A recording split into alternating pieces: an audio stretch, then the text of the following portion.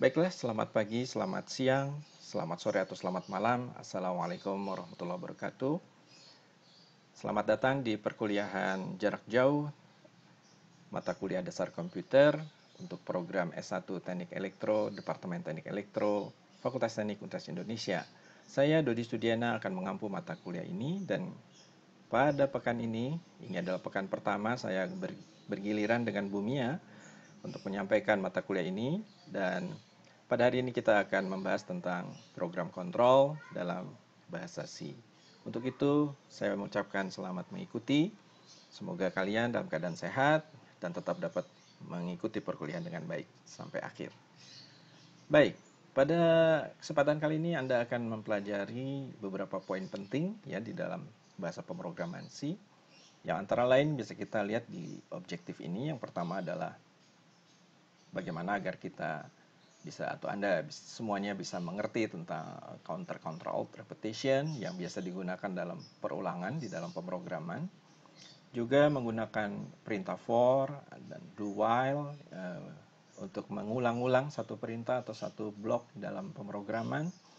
Dan juga bagaimana menggunakan switch. Ini biasanya suatu perintah yang sangat bermanfaat apabila Anda memiliki multiple selection atau pilihan-pilihan berganda atau lebih dari satu, atau pilihannya lebih dari atau banyak sekali opsi yang bisa dipilih, dan menyertai dengan perintah switch ini atau perintah perulangan yang lain juga Anda nanti akan mengenal perintah break dan continue ya untuk bisa memberikan pilihan pada jalannya program sehingga program Anda berjalan sesuai dengan harapan dan sesuai dengan yang direncanakan. Di dalam perkuliahan kita juga pada kesempatan kali ini juga Anda akan mempelajari beberapa operator logik ya yang nanti akan digunakan untuk mengontrol juga jalannya program, dan juga jangan sampai nanti juga ada muncul confuse ya, kebingungan antara equality dengan assignment operator. Nanti kita akan lihat seperti apa perbedaan antara keduanya. Baik, kita masuk ke outline hari ini. Kita mulai dengan introduction, ini hanya pengenalan saja. Lalu bagaimana repetition itu bisa dilakukan berdasarkan pilihan-pilihan ataupun berdasarkan satu kondisi dalam pernyataan logiknya.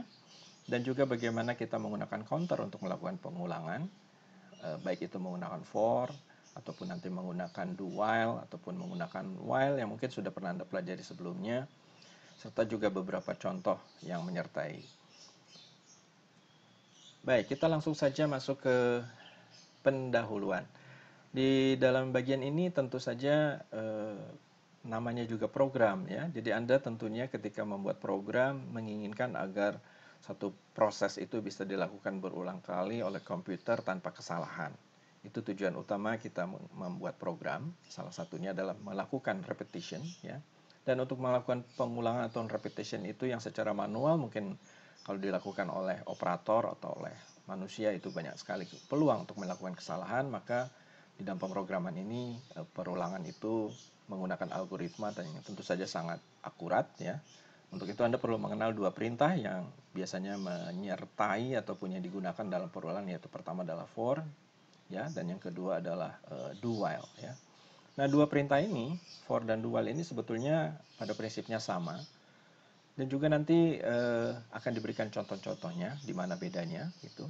Lalu kemudian juga Anda nanti akan melihat perintah switch, ini perintah yang mungkin baru buat Anda, dan juga break statement dan continue. Seperti yang tadi saya jelaskan bahwa di dalam pernyataan-pernyataan kontrol itu kita harus betul-betul bisa memanfaatkan kondisi-kondisi tertentu.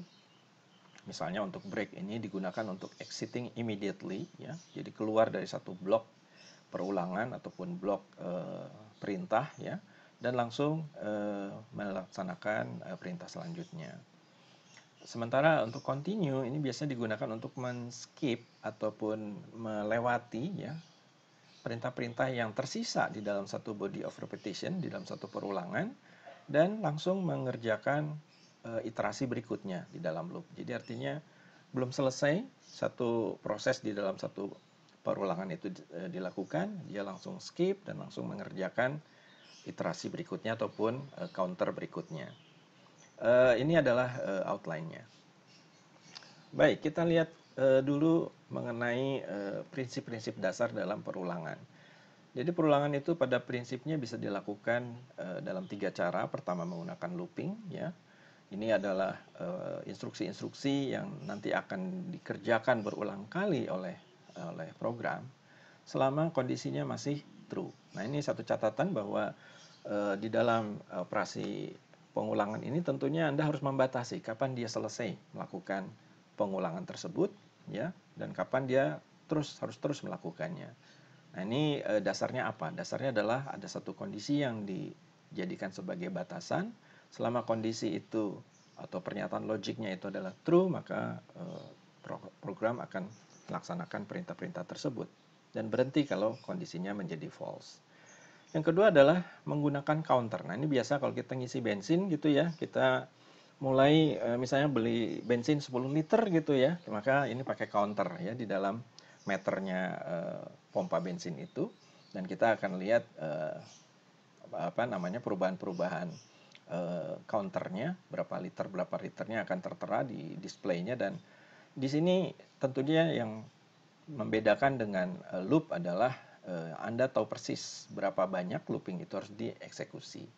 Nah, oleh karena itu di dalam counter control repetition ini penting adanya satu variable counter yang menyatakan itu berapa kali, lalu stepnya berapa gitu ya. Nanti kita akan lihat di dalam contohnya.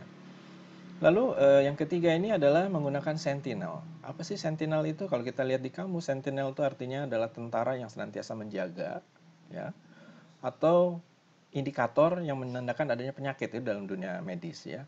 Jadi sentinel ini tentu saja bisa digunakan dalam banyak istilah ya.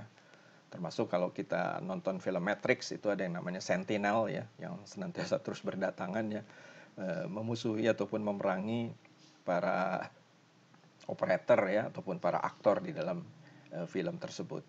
Ini film yang lama, mungkin Anda sudah nggak sempat nonton lagi ya. Baik. Sentinel ini adalah indefinite repetition. Jadi kita tidak tahu ya mau berapa kali pengulangan itu dilakukan.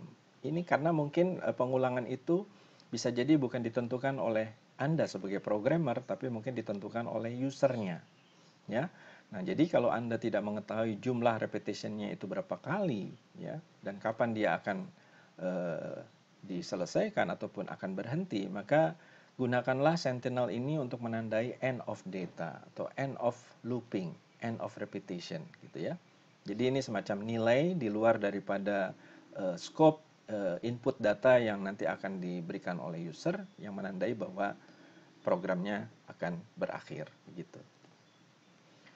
Baik, kita langsung ke counter saja karena looping atau sentinel nanti akan bisa dipelajari lebih lanjut di dalam contoh-contoh yang lain. Tapi ini kita akan langsung fokus ke counter sebab ini yang biasanya sering digunakan di dalam pemrograman ya. Apa saja sih yang diperlukan ya di dalam counter control repetition ini ataupun pengulangan berbasis counter? Ya, tentu saja pertama adalah adanya variabel kontrolnya, ya, atau loop counter disebut sini, ya. Kemudian counter variabel ini harus diberi inisial, sama seperti Anda kalau beli bensin dari 0 ya Pak. Nah, itu artinya Anda melakukan atau operator dari pompa bensin itu melakukan initialization ya, ataupun nilai awal dari counter yang akan digunakan. Lalu kemudian incrementnya ya. Atau sebaliknya, kalau dia adalah counternya dari besar ke kecil ya, atau decounter ya, maka gunakan decrement sehingga setiap kali prosesnya dilakukan maka counternya diubah, baik itu ditambah 1, ditambah berapa, ditambah atau dikurangi 1, dikurangi 2, dikurangi 3 dan seterusnya. Kemudian yang terakhir adalah satu kondisi yang memastikan bahwa kontrolnya berakhir ataupun mengontrol bahwa loopingnya berakhir ini, dia adalah final value dari variable counternya ya, untuk memastikan atau menentukan apakah loopingnya dilanjutkan ataukah berhenti. Jadi itulah beberapa syarat yang diperlukan di dalam pengendalian satu pengulangan menggunakan counter. Ini contoh yang sangat sederhana. Di sini kita lihat bahwa ada satu variabel namanya counter ya, dan diberi inisialisasi 1, artinya dia akan mulai dari menghitung dari 1 sampai bilangan tertentu. Dan ini ada kondisi yang memastikan bahwa pengulangannya dilakukan selama counter itu lebih kecil sama dengan 10. Berarti kita bisa mengatakan bahwa ini pengulangan ini sebanyak 10 kali gitu ya. Nah, ini kita pastikan juga bahwa counter ini apakah dia itu integer atau float atau double ataupun yang lain, ini tergantung dari kebutuhannya. Ketika Anda misalnya hanya ingin melakukan counting yang sifatnya bulat ya, artinya tidak menggunakan parameter selain bilangan bulat, maka Anda bisa mendeklarasikan sebagai integer, lalu ini adalah namanya, lalu berapa initial value-nya ya. Itu yang harus Anda tetapkan di awal. Baru setelah itu perintah while di sini, while do di sini adalah melakukan pengulangan sebanyak yang Anda inginkan. Nah, ini contoh yang bisa disampaikan di sini. Di sini kita akan lihat bahwa definisi dan assignment daripada variable counter yang diberi nilai awal 1 itu dilakukan di satu perintah ini di sini, dan kita lihat juga bahwa di dalam implementasinya sama saja ketika kita melaksanakan programnya dan kita lakukan pengulangan ya. Ini yang dilakukan adalah ini aja ya, mencetak ya counter ini di display, dan kemudian increment atau ditambah counternya dengan satu-satu sehingga nanti dicetak sebanyak 10 kali, dan counternya itu adalah bertambah satu-satu ya. Jadi dari 1, 2 dan seterusnya sampai 10. Itu sebuah contoh sederhana, kita gunakan while di situ. Dan kita juga bisa melakukan apa yang disebut sebagai pemadatan ya. Di dalam pemrograman itu seiring dengan jam terbang tentunya Anda akan lebih terampil apabila misalnya yang tadinya ini ada 4 baris perintah cukup diringkas jadi 2 saja. Yaitu pertama adalah while, dan di sini adalah ada penggunaan prefix ya, plus plus di sini. Counter dan diberi nilai lebih kecil sama dengan 10, dan ini adalah perintah untuk mencetak counter tersebut di screen ya. Ini cukup 2 baris saja ya. Jadi Anda tidak perlu menggunakan plus plus counter lagi seperti di list program atau contoh sebelumnya. Baik, langsung saja kita gunakan atau lihat contoh yang lain menggunakan for ya. Ini juga sama. Jadi kalau for itu pada prinsipnya dia ada satu variabel ya. Variabel counternya di set nilai awalnya ya. Dalam hal ini for counter sama dengan 1, artinya ini adalah nilai awal dari counter itu, dan kemudian diulangi sampai counternya lebih kecil sama dengan 10 atau sama dengan 10 ya dalam hal ini. Dan counternya ditambah satu-satu itu dalam satu baris ya, atau dalam satu perintah. Jadi perintah for ini sangat praktis. Jadi Anda tidak perlu mencemaskan apakah counternya sudah diubah atau belum gitu ya, ataukah Anda sudah memberikan nilai awal atau belum. Ini sangat praktis. Jadi nilai awal, kemudian nilai akhir, dan berapa incrementnya sampai loop itu diselesaikan, itu dinyatakan dalam satu perintah for di sini ya. Lalu di bawahnya tinggal apa yang dilakukan, apa yang dicetak, misalnya di sini counter dan seterusnya. Ini tentu hasilnya akan sama dengan program sebelumnya menggunakan while. Ya, jadi untuk header components daripada for ini itu ada 3 bagian yang dipisahkan dengan titik koma ya. Perhatikan di sini bukan koma ya, titik koma. Jadi pertama adalah kontrol variabel name-nya ya, misalnya di sini counter. Lalu yang kedua adalah diberi nilai initial ya, dalam hal ini diberi nilai 1. Lalu berapa nilai akhir daripada counter ini setelah loopingnya diselesaikan. Ini tentu saja tergantung dari kebutuhan Anda. Di sini Anda boleh gunakan 10 misalnya. Dan berapakah increment dari kontrol variabelnya. Nah, increment ini tidak mesti plus 1 ya. Dengan plus plus di sini Anda bisa menggunakan uh, increment yang lain yang nanti akan kita lihat contoh-contohnya. Nah, jadi format for ini digunakan untuk looping yang tadi ya terdiri atas initialization di sini, kemudian ada loop continuation test ya sampai kondisi mana loop itu dilakukan dan ada incrementnya. Ya, ini contohnya seperti tadi ya. Kita bisa lihat bahwa sangat praktis sekali penggunaan for ini dibandingkan dengan while. Nah, untuk itu biasanya di dalam penggunaan for itu banyak ada kombinasi gitu ya. Nah, kalau kombinasi ini tentu saja tergantung daripada kompleksitas ataupun tergantung dari kebutuhan program itu sendiri. Misalnya kalau kita ingin menggunakan beberapa counter gitu ya, misalnya ada counter I dan ada counter J, maka kita bisa gunakan langsung di dalam for ini satu statement ya, kita deklarasikan I dan J itu dengan nilai inisialnya masing-masing, nilai awalnya.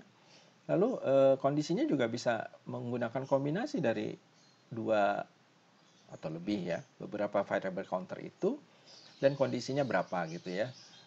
Nah, kemudian jangan lupa bahwa kalau keduanya adalah counter variables, maka jangan lupa di increment atau di decrement ya kedua variabel ini sehingga nanti kondisi ini akan terpenuhi ya. Nah, ini adalah satu contoh di mana ada I dan J ya, dua kontrol atau dua counters dan kemudian kondisinya adalah J plus I lebih kecil dari 10, lalu yang di print adalah J plus I. Ya, kira-kira keluarnya apa nih? Tentu saja yang pertama karena I dan J 0, maka 0 ditambah 0 tentu akan menjadi 0 gitu ya. Kemudian I-nya, J-nya tambah 1, I-nya tambah 1, jadi 1 plus 1. Maka yang di print adalah 1 tambah 1 jadi 2. Kalau counternya ditambah 1 lagi jadi 3, maka 2 tambah 2 jadi 4 gitu ya. Ini adalah 2, 0, 2, 4 sampai 10 di sini. Jadi ini sebetulnya mencetak penjumlahan counter-counter itu mulai dari 0, 1, 2, 3 dan seterusnya ya. Jadi kombinasi itu sangat dimungkinkan.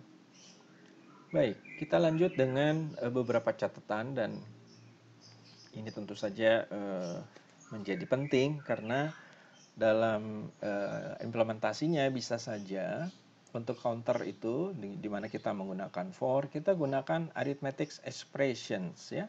Jadi tidak menggunakan constants atau menggunakan bilangan tetap ya.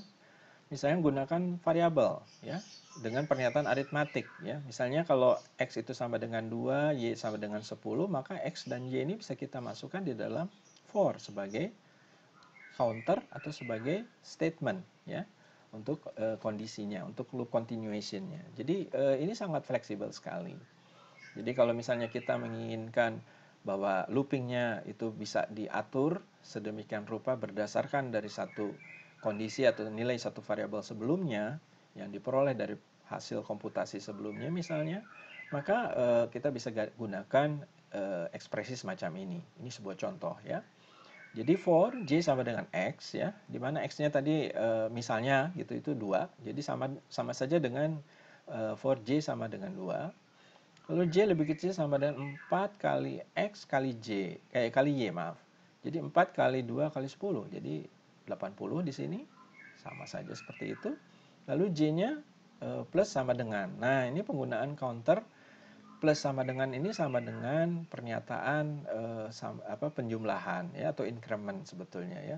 Jadi J plus sama dengan Y per X, yang namanya Y per X itu 10 dibagi 2 artinya 5, itu sama saja sebetulnya J sama dengan J plus 5 gitu ya.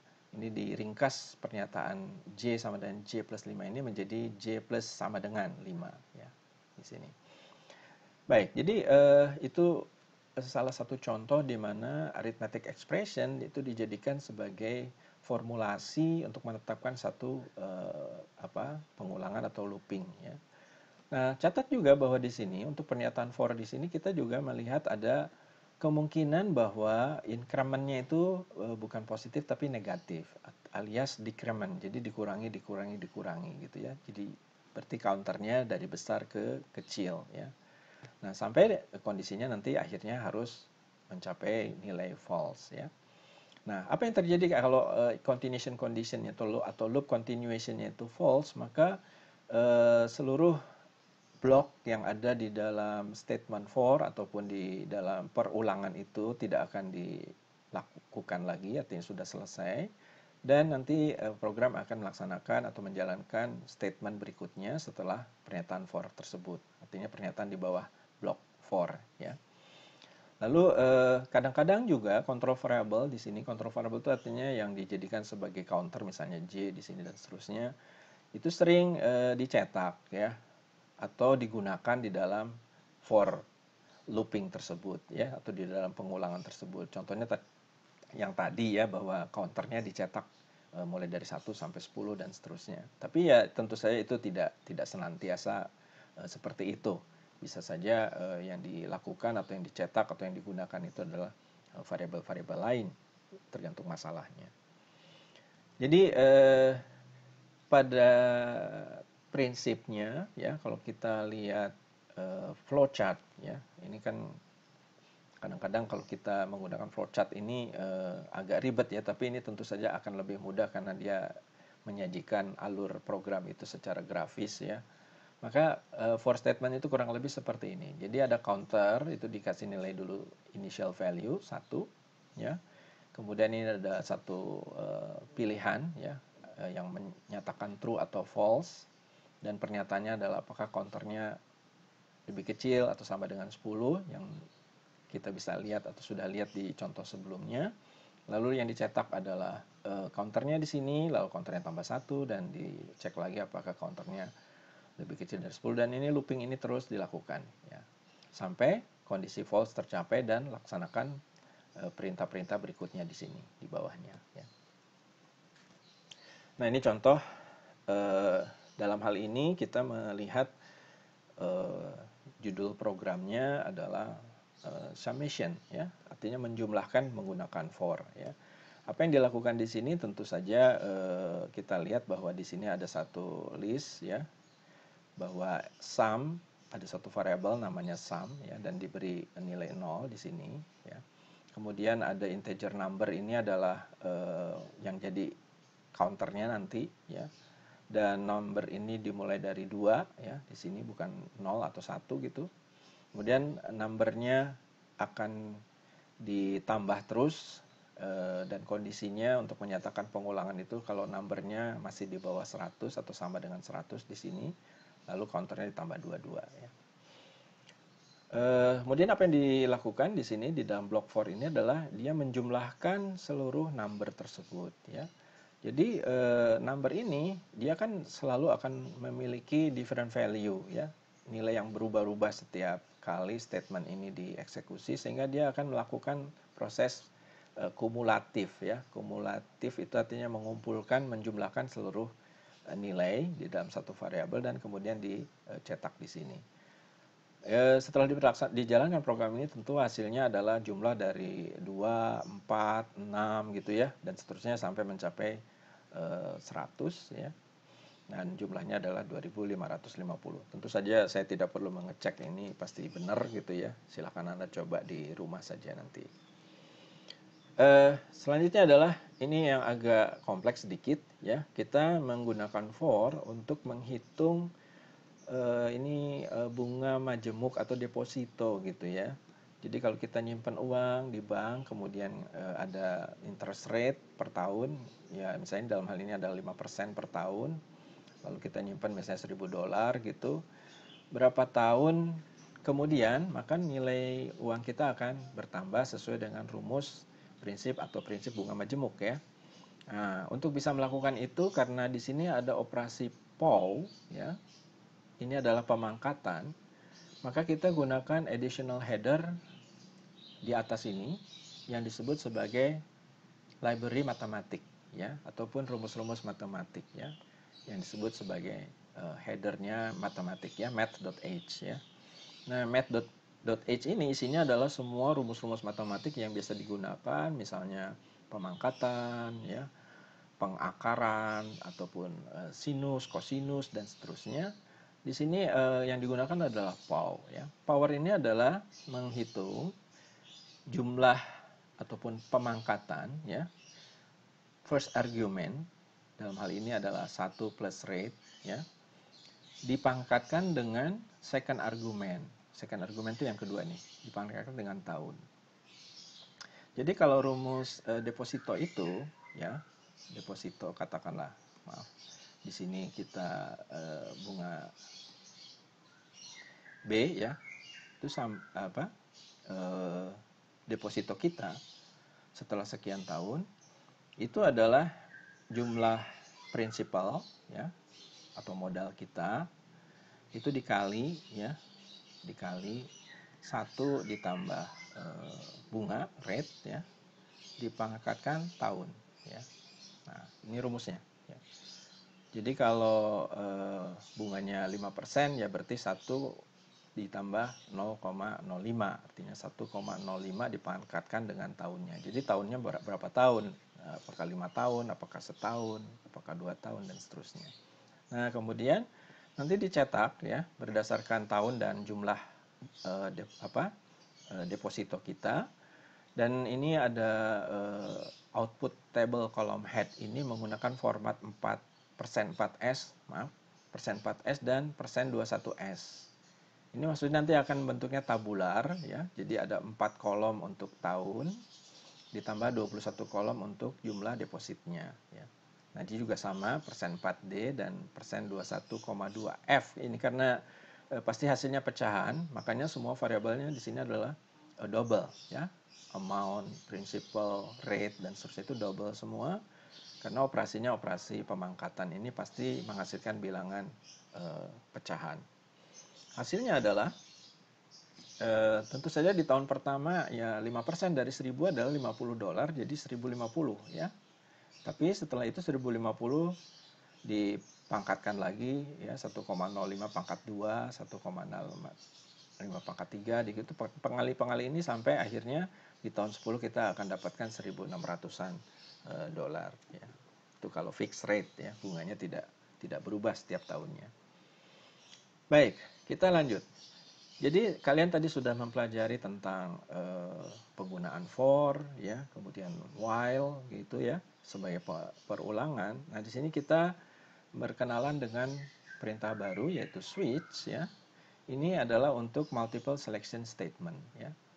Jadi kalau kita menggunakan satu variabel atau satu ekspresi dan kemudian kita tes, kita cek semua variabel tersebut dan variabel-variabel itu punya beberapa kemungkinan nilai, maka kita bisa melakukan different actions untuk setiap pilihan tadi, atau setiap nilai tadi. Ya, misalnya kalau kita punya satu variabel case, itu adalah variabel counternya atau variabel labelnya, dan kemudian kita punya default di sini. Default ini adalah suatu pilihan yang mana case yang di atasnya itu tidak terpenuhi, maka dia akan langsung melakukan action yang ada di bawah di blok default ini, ya. Nah, jadi strukturnya kurang lebih seperti ini. Jadi ada switch, kemudian ini adalah labelnya, ya. Bisa saja nilai, bisa saja karakter, bisa saja apa saja pilihan-pilihan. Maka kalau misalnya di sini nilai, maka bisa kita pilih misalnya kalau 1 tuh actionnya apa, kalau 2 tuh actionnya apa, gitu, ya. Kalau selain 1 dan 2 actionnya apa. Nah, ini adalah perintah umumnya di dalam, atau struktur umumnya di dalam switch. Nah, switch ini tentu saja harus ada breaknya, ya. Kenapa? Karena untuk satu case ini ketika action itu sudah diselesaikan, dia tidak perlu lagi mengecek apakah case 2 ini terpenuhi, case 3 terpenuhi, ya. Dia langsung keluar dari blok switch ini dan bisa kembali ke blok utamanya yang biasanya merupakan satu looping, ya. Nah, kita lihat saja satu contoh. Di sini adalah kita melakukan counting letter grades. Jadi kita menghitung berapa mahasiswa yang dapat nilai A misalnya, berapa mahasiswa yang dapat nilai B, atau berapa mata kuliah yang dapat nilai C, D, dan F, ya. Ini adalah contoh dari Amerika, ya, karena sistem penilaian kita agak berbeda dengan mereka, ya. Kita tidak mengenal F, ya. Kita cuma sampai E mungkin, ya. Nah, tapi anyway, di sini inputnya adalah letter grades, ya. Makanya nanti kita akan lihat grade-nya, nilainya adalah di sini adalah integer gitu ya, dan nanti akan di input melalui perintah get karakter ya, di mana karakternya haruslah A B C D F ya. Dan kita setiap pernyataan atau setiap nilai grade ini di entry selama tidak sama dengan EOF. Nah, ini satu perintah baru juga. EOF ini adalah singkatan dari end of file ya. Tapi di dalam implementasinya, di dalam komputasi ya, itu tergantung sistem operasi ya. Nanti kalau kita lihat di contoh, itu kita pakai Windows, jadi EOF ini adalah Ctrl Z. Nanti kita akan lihat contohnya. Nah, kembali ke while tadi. Jadi setelah while ini dibuat, maka dicek ya setiap entry yang dimasukkan oleh user, apakah dia itu case-nya A, baik A besar ataupun A kecil, ini tentu harus diantisipasi juga. Kalau dia A, maka account itu ditambah 1, increment ya. Setelah itu dia break ya. Break itu artinya keluar dari statement case yang ini, yang pertama, dan keluar dari block switch-nya. Jadi kembali ke while lagi di sini ya. Karena kan sudah bisa diputuskan bahwa oh ternyata tadi yang di entry adalah huruf A kecil misalnya. Maka ketika huruf A kecil ini di entry oleh user, maka dia menambah account ini tambah 1 ya. Dan langsung keluar dari switch ya ke input lagi, while lagi di atasnya ya. Demikian pula dengan yang opsi-opsi yang lain ya. Ada B di sini ya. Ini untuk nilai-nilai B, lalu ini C, D, dan F.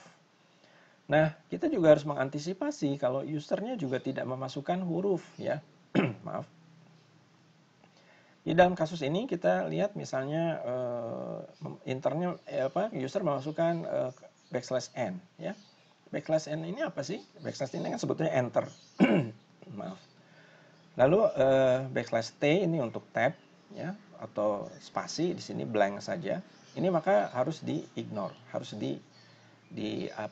diabaikan, tidak boleh diproses ya. Dia langsung break. Dan juga yang terakhir adalah default ya. Nah, jadi kalau bukan huruf A sampai F tadi, misalnya huruf S atau huruf X gitu, maka dia akan menampilkan ke default sini sebagai opsi yang standarnya atau yang wajibnya bagi semua kriteria yang tidak memenuhi case-case di atas, dan ada message kepada user bahwa Anda memasukkan letter grade yang tidak benar ya. Nah, jadi jika tidak ada yang cocok dengan pilihan-pilihan ABCDF di atas, maka termasuk juga karakter-karakter lain, maka ini user akan mendapatkan message seperti ini sebagai feedback ya, sehingga mereka akan memasukkan nilai yang benar. Nah, ini setelah while ini selesai ya, yang ditandai dengan EOF ya atau Ctrl Z tadi, maka yang dicetak adalah ini ya. Berapa mata kuliah atau berapa nilai yang dapat nilai A, B, C, D, F gitu ya. Lalu return 0 untuk mengakhiri program. Nah, hasilnya adalah seperti ini. Nah, karena user sudah tahu bahwa untuk mengakhiri karakter itu menggunakan EOF ya. Ini berarti program ini menggunakan Sentinel ya. Karena bisa jadi mata kuliah setiap orang akan berbeda-beda gitu ya. Atau nilainya, jumlahnya juga akan bervariasi. Maka kita perhatikan semua input yang valid ini akan diproses ya. Tapi ketika user memasukkan E misalnya, ini kan invalid ya, maka keluarlah yang default tadi ya. Ini di luar dari yang di entry tadi, jadi harus masukkan lagi yang benar ya. Kemudian user masukkan lagi yang benar, dan ini adalah Ctrl Z adalah EOF yang kita kenal di dalam sistem operasi Windows dalam hal ini. Ketika Ctrl Z ini ditekan oleh user, maka program akan keluar dari while dan akan menampilkan nilai total, jumlah total dari seluruh nilai yang ada ya, mulai dari A, B, C, D, F. Mudah-mudahan cukup jelas buat kalian ya. Nah, jadi kalau dibuatkan flowchartnya, maka switch itu adalah semacam pilihan berganda ataupun pilihan banyak ya. Di mana setiap case itu kalau true dia akan action dilakukan dan break. Nah, break itu keluar dari keseluruhan looping di sini ya, keluar ke sini langsung ke next statement. Kalau ini adalah looping ya, looping utamanya, maka kita akan mendapatkan satu blok ini ya sebagai blok di dalam looping. Ketika break ini dieksekusi, dia akan kembali ke looping di luar daripada case ini ya, di dalam blok case ini atau di dalam blok switch ini ya. Nah, ini ada default action di mana kalau ini false, case pertama false, case kedua false, case terakhir juga false, maka lakukan default action. Tadi misalnya masukkan karakter ataupun nilai yang benar ya, sehingga program nanti akan bisa selesai. Baik. Di bagian sebelumnya Anda sudah mempelajari tentang while do. Nah, sekarang kita gunakan do while ya. Apa sih bedanya? Ya sama sebetulnya dengan while structure. Dan kondisi untuk repetitionnya itu dicek ya, tetapi diceknya itu belakangan di sini di ujung ya. Nah, jadi ketika kondisi ini ternyata false gitu ya, ini taunya belakangan. Jadi at least do while ini adalah semua action itu akan dilakukan at least once ya. Jadi kalau kondisinya ternyata false ya, maaf, maka at least ini satu statement ini sudah dikerjakan sekali ya. Jadi itu bedanya dengan do while do ya yang sebelumnya. Nah, misalnya ini contohnya. Jadi print counter, misalnya counternya diberi nilai 1 awalnya. Kemudian while counter tidak while plus plus counter ini adalah prefix untuk melakukan increment terhadap variable counter, maka ini sama saja dengan perintah while do yang tadi, yaitu mencetak nilai dari 1 sampai 10. Hanya saja kalau ternyata di sini adalah dicek pertama kali ternyata sudah false duluan, maka at least print f ini sudah dilakukan satu kali ya. Nah, jadi itu bedanya dengan while do. Jadi karena pengecekannya dilakukan terakhir ya, di akhir daripada bloknya, maka semua statement yang di dalam blok do while ini minimal dikerjakan sekali. Nah, ini sama dengan yang tadi, jadi mencetak saja nilai counternya ini, tapi nyetaknya ke samping, jadi dipisahkan dengan space di sini ya, 1 2 3 sampai 10 menggunakan do while ya. Nah, ini flowchartnya. Jadi kalau while do itu adalah kondisinya itu dicek berada di atasnya baru dilakukan action. Kalau do while ini action dulu baru dicek ya kondisinya ya.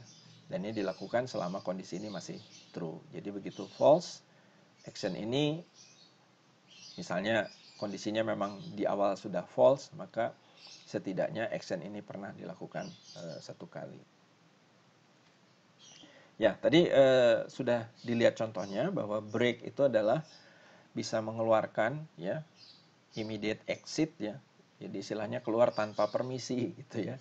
Tetapi sebenarnya sih ada tujuannya ya. Jadi ketika kita menggunakan while, for ataupun do while ataupun switch, ini break ini bisa dipakai di manapun ya. Jadi break ini digunakan ya pada saat ya kita ingin melakukan escape ya. Jadi escape early from a loop. Jadi kita bisa keluar dari satu looping setelah misalnya ada satu kondisi tertentu gitu. Dan juga kita kalau menggunakan switch, maka break ini adalah skip ataupun tidak melaksanakan sisa pernyataan yang ada di dalam switchnya. Jadi yang case 1, case 2 dan seterusnya itu kalau sudah ada breaknya itu tidak akan dilakukan lagi, dia langsung keluar dari block switch ya. Ini contohnya ya, ini sangat sederhana ya, karena break ataupun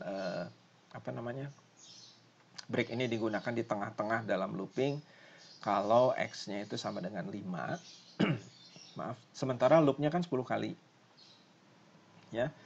Jadi kalau X-nya itu sama dengan 5, maka terminate loop artinya keluar dari loop-nya, keluar dari for ini dan melaksanakan perintah selanjutnya. Ya, dalam hal ini adalah mencetak ya. Nah, jadi 10 kali kan tadi loopnya. Jadi begitu 1, 2, 3, 4. Nah, karena 4 masih tidak sama dengan 5, X-nya masih dicetak ya di sini. Nah, tapi begitu X-nya sama dengan 5, dia break, keluar dari loop for ini ya. Jadi langsung nyetak ke sini.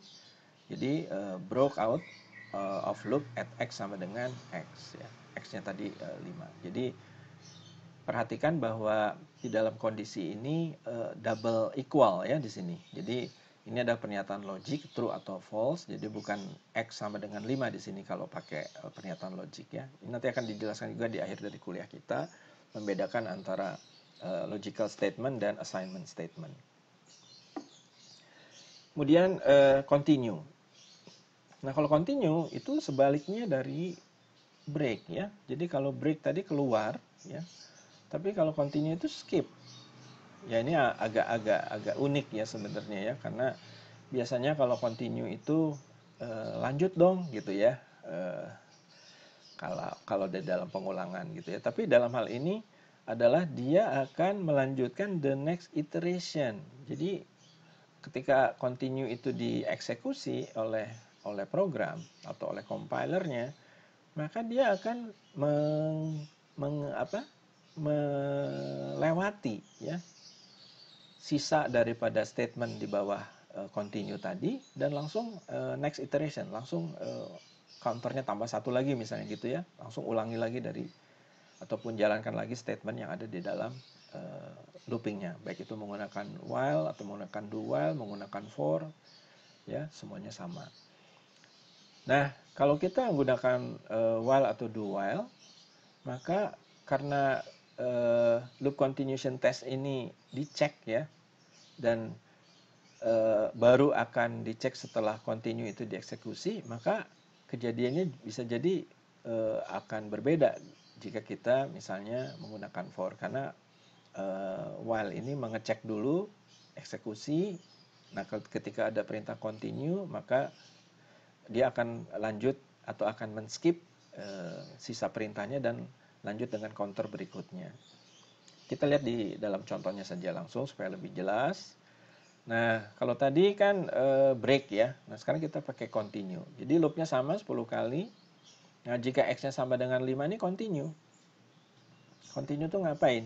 Lanjut. Jadi ini yang di bawah sini, di bawah blok di bawah bloknya if ini, ketika ditemukan ataupun compilernya mengeksekusi continue di sini, maka ini tidak akan dikerjakan ya. Atau ya, ini akan dikerjakan tetapi tidak akan dikerjakan, jadi dia akan counter berikutnya. Maaf. Jadi ketika 1, 2, 3, 4 itu di print ya. Nah, ketika X-nya 5 itu print ini di skip ya. Continue saja, lanjut dengan next counter. Jadi 6 yang dilanjut yang dicetak selanjutnya 7, 8, 9, 10 gitu. Jadi kalau break tadi berhenti di 1, 2, 3, 4 ya. Di sini berhenti karena ada break. Kalau continue skip ya. Tidak berhenti tapi lanjut saja, tapi yang ini akan diabaikan ya. Nah, sehingga yang dicetak hanya 1, 2, 3, 4, 6, 7, 8, 9, 10 ya. Tetap loopingnya 10 kali, tetapi yang print X-nya itu, karena X-nya itu pada saat nilainya 5 itu continue, itu tidak dilaksanakan ya. Nah, sehingga setelah loopnya selesai, cetak, use continue to skip printing the value of 5 ya. Ini adalah message yang menunjukkan bahwa tadi pada saat X-nya itu sama dengan 5 ya, atau pada saat iterasi atau looping kelima itu dilakukan skipping ya, ataupun tidak dilaksanakan instruksinya karena ada perintah continue tadi. Mudah-mudahan cukup jelas bedanya antara break dengan continue. Kita lanjut dengan operator logic ya. Jadi di dalam pemrograman itu Anda juga tentu saja sudah sangat mengenal atau familiar dengan operasi-operasi logik ya, karena sudah belajar tentang digital juga. Jadi ada operan AND ya, operan OR, ada operan NOT ya. Ini simbol-simbolnya ya. Ini double vertical bar, ini double ampersand, ini adalah tanda seru ya yang menunjukkan not gitu. Ini semuanya digunakan dalam operator-operator logik ya. Tentu saja kalau AND itu adalah kalau salah satunya false dia akan false ya. Kalau true kalau OR itu salah satunya true dia akan true ya. Kalau not ataupun negasi ya, itu adalah mengembalikan atau membalikkan dari false menjadi true atau dari true menjadi false. Nah ini n ya. Jadi kalau n itu ada salah satunya zero ya, baik itu ekspresi 1 ataupun ekspresi 2, salah satunya ada zero maka dia akan semuanya zero ya. Tapi kalau non zero dengan non zero baru nilainya true atau 1. Sebaliknya dengan OR ya. Kalau salah satunya non zero atau true, dia akan hasilnya true ya. Kalau not tadi sudah jelas ya. Jadi dari non zero menjadi zero, kemudian dari zero menjadi 1 ya. Kemudian ini adalah operator precedence dan associativity, ini biasa digunakan dalam operasi-operasi ya. Anda sudah mengenal beberapanya tentang postfix ya. Kalau ini adalah penambahan satu atau penambahan atau pengurangan 1. Kalau ini adalah prefix ya, artinya sebelah kiri ya, maka dibacanya dari kanan ke kiri. Jadi A tambah 1 baru dieksekusi gitu ya. Kalau misalnya pernyataannya plus plus A gitu. Ini operasi penjumlahan, pengurangan, ini dari kiri ke kanan, ini semuanya ya, lebih kecil dari lebih besar. Ini yang kiri lebih kecil dari yang kanan gitu ya. Ini kalau sama atau tidak sama ya. Ini N juga dari kiri ke kanan ya. Dan ini adalah operasi kondisi di mana satu kondisi dicek, ditanyakan, kalau dia benar maka laksanakan yang di tengah, kalau salah laksanakan yang sebelah kanan ya, di dalam pernyataannya. Kemudian selain operator juga kita juga harus berhati-hati terkait dengan apa perbedaan antara plus plus dengan plus di sini, antara equality ini pernyataan logik ya, dan pernyataan aritmatik ya, assignment. Ini tentu saja menjadi bahaya karena tidak menyebabkan syntax error ya. Jadi secara sintaks ini nggak masalah gitu. Tapi akan berbahaya kalau misalnya kita lihat saja langsung contohnya, jika pay code sama dengan 4, sama dengannya ini pernyataan logik ya, atau equality, maka ini kan bisa true atau false kan. Maka you get a bonus. Jadi tergantung pay code-nya berapa ya. Kalau dia pay code-nya 1, tentu saja Anda nggak akan dapat bonus ya. Jadi pay code-nya itu kalau 4 saja, maka bonus is awarded ya. Nah, kalau misalnya tidak menggunakan equality, misalnya hanya menggunakan plus di sini ya, maka ya pasti pay code ini akan diassign ya, karena ini assignment operator sama dengan ini ya. Maka pay code sama dengan 4, dan karena 4 itu non zero ya, pay code ini non zero artinya dia akan true gitu kan. Nah, jadi berapapun pay code yang Anda entry, karena pay code-nya selalu diberi nilai 4, which is itu non zero, maka selalu true. Jadi selalu semua dapat, karyawan semua dapat bonus ya, berapapun pay code-nya. Nah, ini perhatikan ini berbahaya, maksudnya harus berhati-hati ya. Karena ini hanya logic error ya, bukan sintaks ya. Jadi ini tidak akan terdeteksi oleh compiler pada saat Anda mengeksekusi programnya. Lalu juga jangan sampai nanti ada, karena ada L values, left values, dan right values. Ini adalah ekspresi-ekspresi yang harus diperhatikan ya. Jadi L values itu maksudnya adalah ekspresi yang hanya dapat berada di sebelah kiri daripada tanda sama dengan. Ini tanda sama dengan di sini ya. Nah, ini X ini adalah L values. Kenapa? Ya karena dia variabel ya. Nah, kalau R values ini adalah ekspresi yang hanya dapat muncul di sebelah kanan tanda sama dengan. Misalnya konstanta ya. Karena nggak mungkin 4 sama dengan X. Karena 4 ini konstanta, ya dia adalah R values, jadi dia harus berada di sebelah kanan sama dengan. Jadi ya harusnya X sama dengan 4 gitu ya. Nah, L values itu dapat juga digunakan sebagai R values. Jadi misalnya Y sama dengan X, di sini Y itu adalah L values, dan X-nya adalah variabel gitu ya. Bisa L value, bisa X values ya. Jadi itu bisa bolak-balik. Ya, tetapi semua nilai yang R values tidak bisa digunakan sebagai L values ya. L values ya, contohnya yang ini.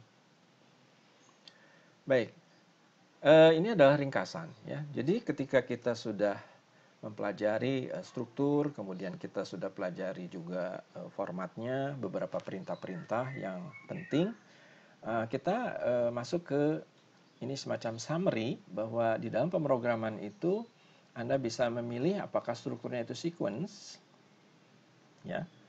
Jadi satu blok mulai dari blok pertama, blok kedua dan seterusnya dikerjakan secara sekuensial, secara berurutan. Atau bisa juga Anda melakukan selection ya, pemilihan ya. Kalau true ke kanan, kalau false ke bawah ya. Ini kalau true ke kanan, kalau false ke kiri. Ini nih penjabarannya saja di dalam flowchart atau penggambarannya saja. Sebenarnya logikanya ada dua kondisi, apakah itu true atau false. Atau yang ketiga adalah repetition, ya. Ini juga yang penting. Jadi penggunaannya baik itu pakai while, pakai do while, pakai for, itu it's up to you, ya. Anda boleh pilih yang mana saja yang Anda lebih sukai. Nah, tetapi tentu ada apa plus minusnya gitu ya. Misalnya kalau do while ini karena ngeceknya belakangan, ya berarti ada kemungkinan atau hampir pasti kalau ini false, maka statement di sini pasti dikerjakan. Kalau di sini lebih strict karena dicek dulu, kalau true baru kerjakan, kalau false tidak dikerjakan gitu ya. Itu pilihan saja ya, bagi Anda sangat fleksibel. Nah, oleh karena itu di dalam pemrograman yang terstruktur seperti yang tadi sudah dijelaskan, maka kalau Anda membuatnya secara terstruktur, maka programnya akan sangat mudah difahami, gampang debug ya kalau terjadi kesalahan, gampang dimodify, ya gampang di develop ya, ditambah lagi modul-modulnya dan seterusnya. Kenapa? Karena lebih mudah ya. Tentu saja ketika Anda membuat program secara terstruktur itu ada beberapa rule ya. Rule-nya apa sih? Tentu saja mulai dengan simplest flowchart. Jadi cuman start, kemudian satu blok, proses, lalu end gitu ya. Tetapi ketika actionnya banyak, maka yang tadinya satu rectangle atau satu proses itu bisa dibagi menjadi dua proses in sequence kalau misalnya memang berurutan. Lalu kalau misalnya ada kompleksitas yang lain, wah saya perlu ini nih, perlu ada pengulangan, saya perlu ada pengecekan nih. Maka yang tadi action tadi salah satu rectangles tadi itu juga bisa diganti dengan struktur yang tiga macam tadi. Apakah itu sequence, apakah itu selection, apakah itu repetition gitu. Ya. Terserah mau pakai while do atau do while atau pakai for untuk yang pengulangan. Kalau pakai selection apakah pakai if atau if else atau switch ya, itu bebas. Nah, kedua rule ini, nomor 2 dan nomor 3 ini terserah mau Anda pakai sebanyak Anda perlukan ya. Dan juga urutannya nggak mesti harus pilihan dulu baru looping gitu ya. Itu terserah, tergantung dari persoalan yang Anda akan pecahkan ya. Intinya bahwa Anda mulai dari pikirkan yang sederhana dulu. Lalu setelah itu yang sederhana ini bisa Anda lebih lengkapi atau lebih detailkan ya dengan memecah-mecahnya menjadi bagian-bagian yang tadi saya jelaskan, apakah itu pengulangan, apakah itu selection, pemilihan, apakah itu sequence ya. Nah ini, jadi simplest flowchart ini seperti ini. Jadi cuman start di sini, ya. Lalu ini proses, lalu ini end. Sederhana sekali ya. Setelah itu Anda bisa gunakan rule 2. Oh, ini kayaknya kegedean nih. Proses yang satu ini. Udah saya pecah jadi 2 proses gitu. Oh, ternyata yang proses yang pertama ini butuh pecah lagi nih, pecah lagi gitu ya. Jadi 3 proses dan seterusnya. Lalu ketika ternyata Anda butuh selection ya, ataupun butuh looping, ataupun butuh pengulangan ya, maka ya gunakan rule 3 tadi ya. Rule 3 ya pecahkan yang tadinya satu blok besar ini menjadi pilihan ya. Menggunakan pilihan berarti Anda memecahnya menjadi 2 proses berdasarkan satu pilihan tertentu atau satu kriteria tertentu, kalau true ke kiri, kalau false ke kanan dan seterusnya. Atau juga bisa dipecah lagi ya, yang blok yang tadi true dan false yang pertama bisa jadi true dan false yang kedua dan seterusnya, sehingga ini makin lama makin banyak dan makin berkembang ya. Nah kalau misalnya kita gunakan building blocks ya, ini adalah semacam struktur yang kita akan kembangkan. Awalnya mungkin stack saja biasa gitu, tapi karena ada looping, ada selection, maka menjadi nested ya. Satu blok ini menjadi nested blok di sini. Ketika nested ini kurang ataupun diperlukan lagi ada satu looping lagi atau satu selection lagi, maka menjadi 2 blok atau 2 nested ya, blok di dalam blok besarnya. Ini juga bisa seperti ini, yang satu cuma satu, yang satu punya 2 blok-blok ya di dalam pengembangan programnya. Yang tidak boleh itu adalah overlapping ya. Overlapping itu artinya ini blok pertama ya dilakukan oleh program atau dibuatkan programnya, tetapi tidak seluruhnya berkait langsung dengan blok yang kedua ini. Jadi setengahnya terpecah gitu.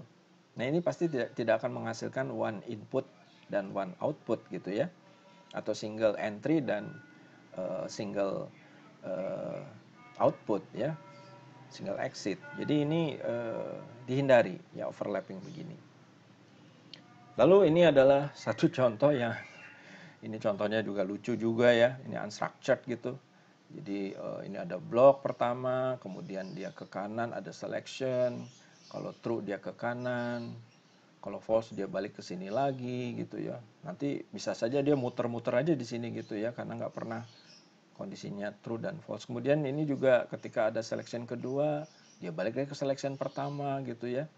Ini kacau ya.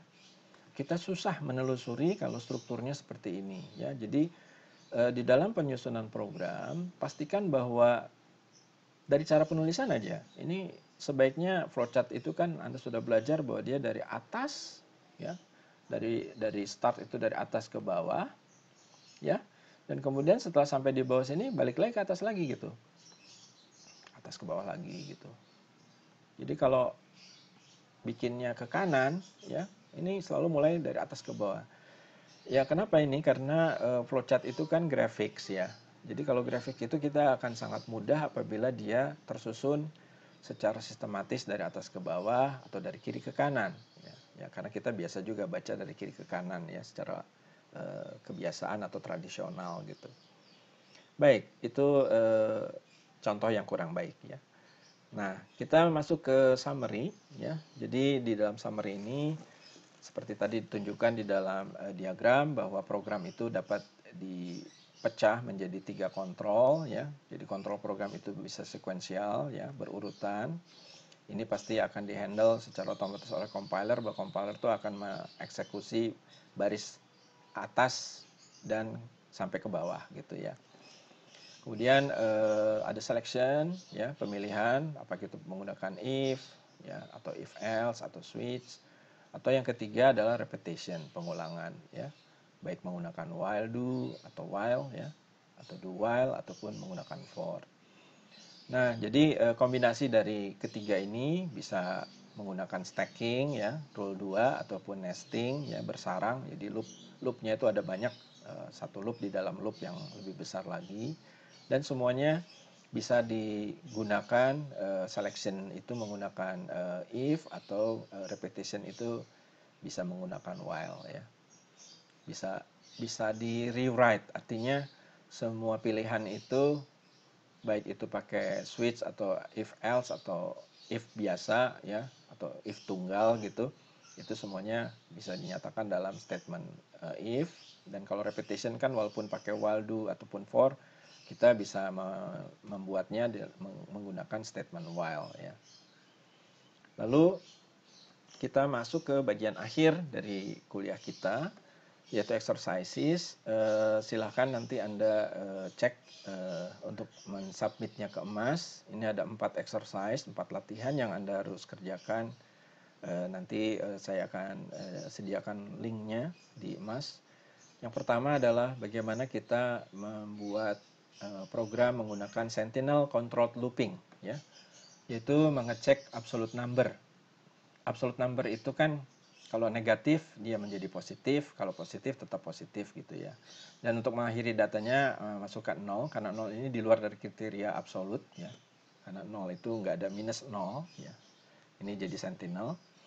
Kemudian soal yang kedua adalah memutuskan apakah satu bilangan itu maaf, di entry 5 kali atau 5 kali input, lalu putuskan apakah dia itu bilangan genap atau bilangan ganjil ya. Ini juga pakai kontrol counter ya, kontrolnya pakai counter, jadi cukup masukkan pakai for misalnya atau pakai while. Kemudian yang ketiga adalah memasukkan bilangan antara 1 sampai 12 ya, dan akhir datanya pakai sentinel 0.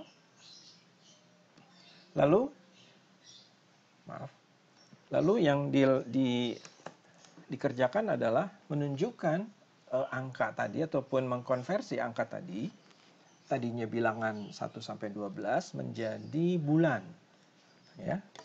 Jadi kalau 1, maka outputnya adalah Januari, tapi jangan dalam bahasa Inggris ya, dalam bahasa Jerman. Ini belajarlah bahasa Jerman sedikit ya.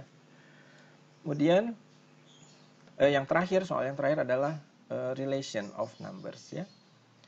Menentukan, Anda masukkan 2 bilangan, apakah bilangan pertama dan kedua itu apakah dia equal, sama gitu ya. Kalau sama ya cetak equal ya, atau lebih kecil atau lebih besar ya. Ini 5 kali juga. Jadi itulah 4 program yang harus Anda buat ya.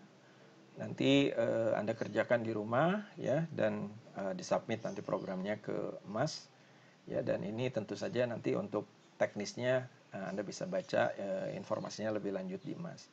Demikian dulu kuliah kita pada hari ini, yang intinya adalah kita berkenalan dengan berbagai kontrol program, baik itu sequence ataupun selection ataupun juga repetition, yang semuanya sangat-sangat bermanfaat di dalam implementasinya ketika Anda ingin memecahkan satu masalah ya, menggunakan C sebagai bahasa pemrograman Anda, dan gunakan logic-logic yang tadi ya, termasuk rule-rule-nya diingat, dan ini tentunya akan menjadikan program Anda menjadi lebih precise ya. Dan kedepannya mudah-mudahan materi ini juga melengkapi ya bekal pengetahuan Anda, bahwa di dalam pemrograman itu kita wajib ya take control gitu ya, wajib mengambil kendali terhadap pemrograman. Jadi jangan programnya yang bikin bingung Anda, tapi Anda yang harus mengendalikan semua program sehingga semuanya berjalan dengan baik. Demikian saja yang menjadi materi kuliah kita hari ini. Saya ucapkan selamat belajar dan selamat mengerjakan, dan see you next time. Terima kasih. Wassalamualaikum warahmatullahi wabarakatuh. Selamat pagi, selamat siang, selamat petang, atau selamat malam buat semuanya.